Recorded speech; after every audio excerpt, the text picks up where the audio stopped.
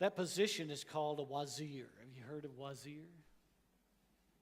The wazir of Egypt.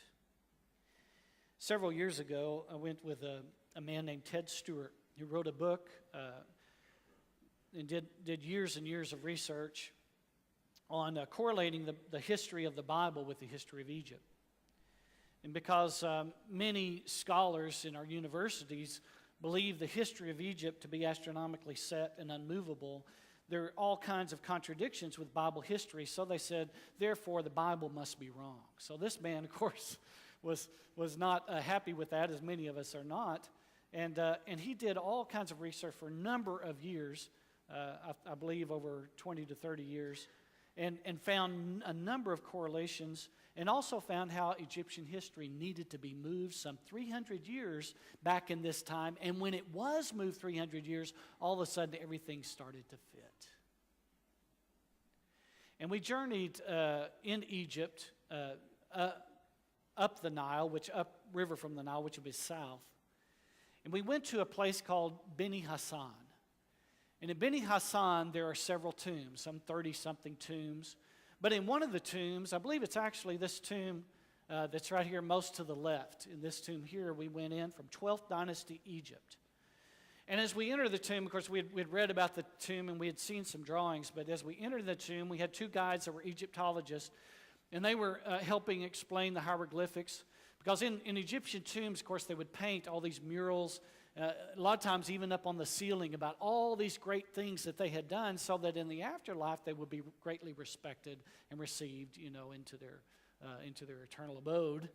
But in this tomb in Beni Hassan, we saw there on the left side as you enter in a huge wall there, again painted, and on this part of the wall as you enter in, there's these huge grain bins. And these people coming in, carrying up their grain and pouring them into the huge grain bins. And a scribe down there recording all the grain that's being put into the bins. And down on further, you see there's these murals of people coming from foreign lands, and even Semitic people. We would call Hebrews, it appears, that are coming with all kinds of things to trade to get grain.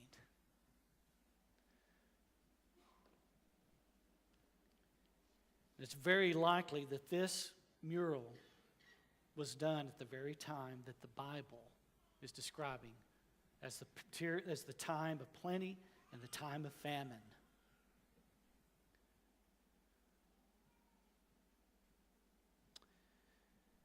As his brothers are starving and his family starving in Canaan land, they go to visit Joseph.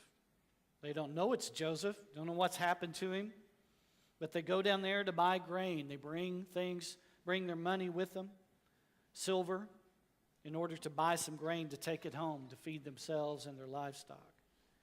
And as they get there to Joseph, Joseph deceives them. He recognizes his brother, but he doesn't reveal himself to them.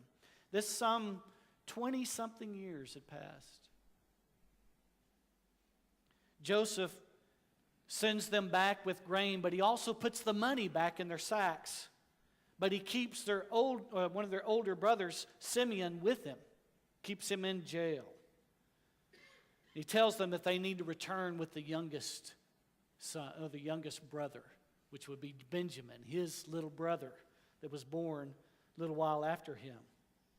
They return a number of years later, or not a number of years, but sometime later. They come back with Benjamin, with them, and they are given a feast in Joseph's house. Joseph, again, they think he's some Egyptian. Of course, he's dressed like an Egyptian, and he speaks in the Egyptian language, so they do not understand who he is. He eats apart from them because the shepherds were an abomination to the Egyptians.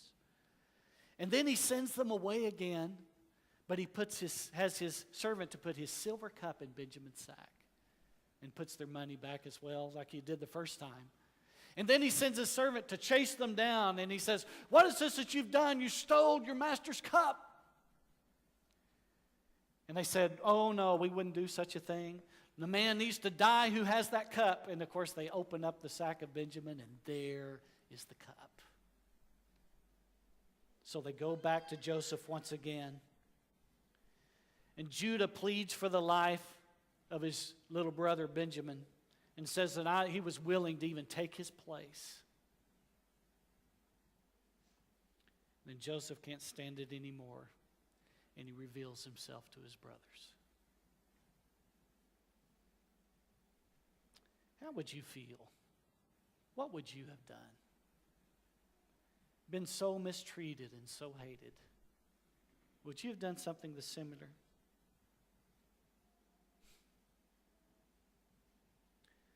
All of Jacob's family, Israel's family, 70 people go to Egypt. And there they will live in the land of Goshen. There's still 5 more years of famine. And if you see here, this is a satellite map of the land of Egypt. You can see the Nile and all that green there along the Nile. And of course, you know that around there is on the left side here is the Sahara Desert, the great Sahara Desert. And there is the Nile Valley up there.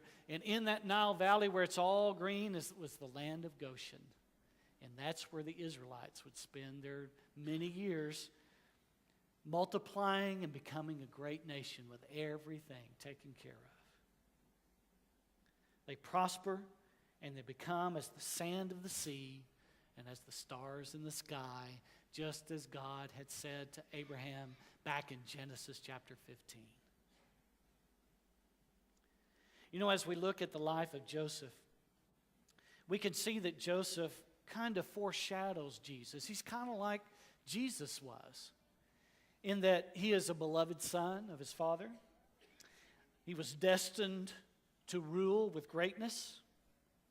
He was mistreated by his brothers, delivered up for the price of what? Price of a slave, just as Jesus was, 30 pieces of silver. He was wrongly accused. However, he kept entrusting himself to God, and God made him prosper. And then he finally and ultimately became the ruler and saved many people. And we're going to look at that text in just a moment. There's something else that we can gain here from the story of Joseph, and this is very important. And this is what we will call more of the story. The story is great. You see this overall picture, but there are many things that are very important and vital to the story, and I believe that we actually are missing. And so I want to point a few of those out to you.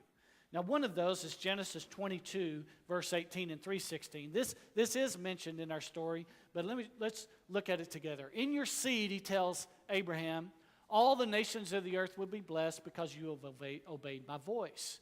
Now, in Galatians chapter 3, verse 16, Paul says, he does not say, and to seeds, as referring to many, but rather to one, and to your seed, singular. That is who? Christ. So way back, that time when Abraham was offering up his son on the altar, and then there was the ram caught in the thicket, and so they offered the ram instead. That's when that promise came to Abraham. It was again reiterated, and this time very specific, that in his seed, that is, in Jesus, all the nations of the earth will be blessed. So what we're doing as we go through the Bible is we're actually following the seed. We're looking for the seed. And that seed is the same one. If you go all the way back to Genesis chapter 3, verse 15, there's the promise right there of the seed of the woman who would do what? Crush the head of the serpent. And Jesus appeared to do just this, John chapter 3, to destroy the works of the devil. So as we go through the Bible, we're looking for the seed.